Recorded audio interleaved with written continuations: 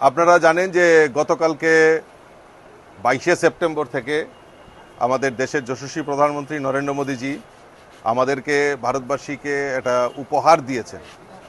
উপহারটা এরকম, আমরা সবাই জানি যে 2017-তে আমাদের জিএসটি কাউন্সিল গঠিত হয়, জিএসটি হয়েছিল এবং সেই সময় 17টি স্ল্যাব সেই সময় ছিল। তো অনেকগুলি স্ল্যাব ছিল,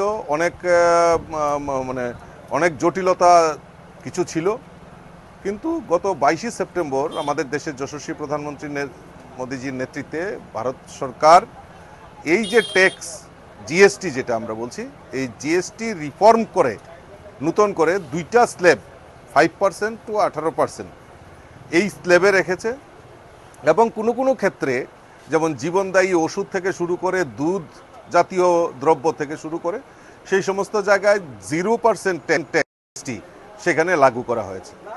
তো আমরা আজকে সেই যে আমাদের ঐতিহাসিক সিদ্ধান্ত আমাদের দেশের যশস্বী প্রধানমন্ত্রী নিয়েছেন, তাতে আমাদের ব্যবসায়ী মহল তাদেরকে অ্যাওয়ারনেস করা এবং তাদের সঙ্গে আলাপ আলোচনা করা, তারা কীরকমভাবে সেইটাকে গ্রহণ করছেন এবং আমজনতা যারা মানুষ তারা কীরকমভাবে সেটা নিচ্ছেন সেই ব্যাপারে আমরা প্রচার প্রসার করার জন্য আমাদের কেন্দ্রীয় নেতৃত্ব আমাদেরকে নির্দেশ দিয়েছে। সেই কারণে আমরা সবাই সমস্ত জায়গায় আমরা যে ঘরে ঘরে যাওয়া, মানুষের সঙ্গে সম্পর্ক করা, সেই জিএসটি সম্পর্কে অ্যাওয়ারনেস করা এবং মানুষের প্রতিক্রিয়া সেগুলি আমরা লিপিবদ্ধ করা এবং সেখানে সময় মতো আমরা কেন্দ্রীয় সরকারের কাছে প্রস্তুত করা, তার জন্যই এই প্রচার প্রসারের অভিযানে আমরা নেমেছি। আর তৎসঙ্গে মোদিজি আরেকটা জিনিস বলেছেন যে আমাদের হর ঘর স্বদেশী, অর্থাৎ আমাদের যে দেশীয় প্রোডাক্ট, আমাদের দেশের পরিশ্রম দ্বারা যে প্রোডাক্ট তৈরি আমরা যাতে হর ঘর স্বদেশী সেটা যাতে প্রচার প্রসার করি তার জন্য আহ্বান করেছেন।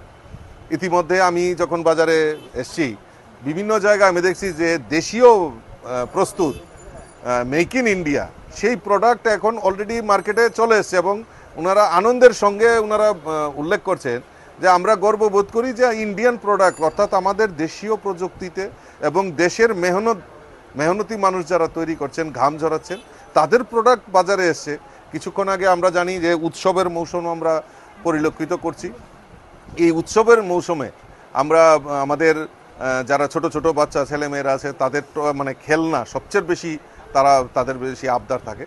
তো এই খেলনার একটা যেখানে খেলনা বিক্রি হচ্ছে সেখানে আমিও দেখলাম, আর সেখানে দেখলাম যে made in India, make in India এই স্লোগানটা এই খেলনার মধ্যে প্রস্তুত করা হয়েছে। অর্থাৎ এই যে দেশীয় জিনিসগুলা যে স্বর্গর স্বদেশী, সেটা সেই স্বপ্ন সাকারের দিকে আমাদের ভারতবর্ষ এগিয়ে যাচ্ছে এবং দেখলাম যে কোয়ালিটি অনেক বেটার।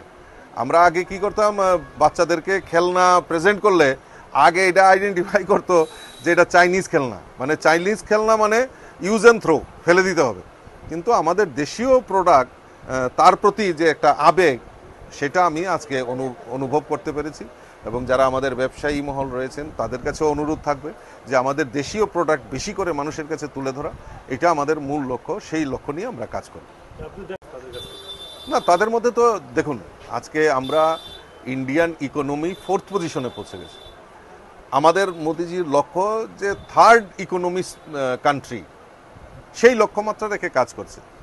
এখন বৈদেশিক আপনারা বলতে পারেন যে আমেরিকা ট্যারিফ লাগিয়েছে, এইসব কোনো কিছু না।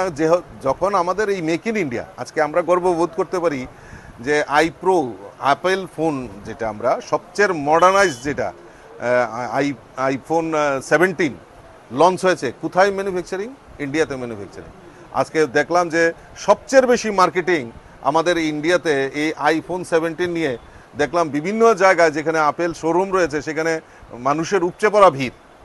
অর্থাৎ ক্রেতা আমাদের ভারতবর্ষে, ম্যানুফ্যাকচারিংও আমাদের ভারতবর্ষে। তো ইন্ডিয়ান ইকোনমি গ্রোথ যদি হয়, ইন্ডিয়ান ভারতবর্ষের রুপি সেখানে গ্রোথ হবে। আর ওই টেরিটরি যতই লাগাক, ভারতবর্ষের ইন্ডিয়ান যে গ্রোথ সেটাকে কেউ রুখতে পারবে না। মোদিজি সেই দিশাতে আমাদের ভারতবর্ষকে নিয়ে যাচ্ছে। তুমি এই যে জিএসটি রিডিউস হয়েছে, এটা তোমার কি মনে হয়, কি হয়েছে? প্রাইস থেকে অনেকটা ভ্যালুয়েবল জিনিসপত্র। তাতে তোমার ধরো না দেশের ইকোনমিও, যেটা আমরা কইতেছি আমেরিকার টেরিফ লাগাইছে এতে মানুষের ক্রয় ক্ষমতা বাড়বো, ইন্ডিয়ান ইকোনমি গ্রোথ হবো। এর মধ্যে আগে যেমন তোমাদের একটা স্ল্যাব আছে, এটা কত 5% থেকে 28%। তো কোনটার পুরোনো কি হইব এটা একটা কনফিউশন আছে। এখন তো মাত্র 2টা স্ল্যাব, এতে অনেক কিছু অনেকটা রিডিউস হবে মার্কেটিং এর জন্য। ঠিক আছে, ওকে, থ্যাংক ইউ। হ্যাঁ।